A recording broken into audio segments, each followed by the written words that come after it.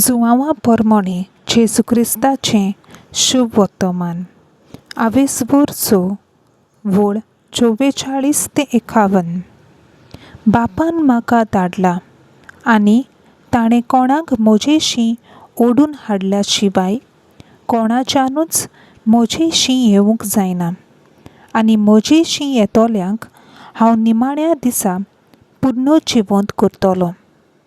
ती सगळीं देवान शिकयलोलीं मनशां जातलीं अशें प्रवाद्याच्या पुस्तकांनी बरयलोलें आसा।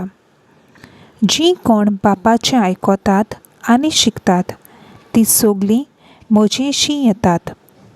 कोणें बापाक देखलां म्हूण न्हय, पूण जो देवा तावन आयला ताणें मात बापाक देखला। खरेंच खरें हांव तुमकां सांगतां, जीं कोण भावाक ठेवतात तांकां सासणीक जिवीत मेळटा। हांव जिविताचो उंडो।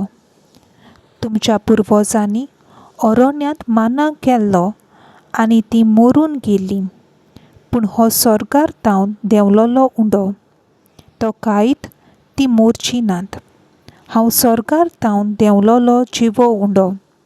हो उंडो खातात तीं सासणाक जिवीं आसतलीं आनी संवसाराक जिवीत मेळचे खातीर हांव दितलों तो उंडो म्हजें मांस।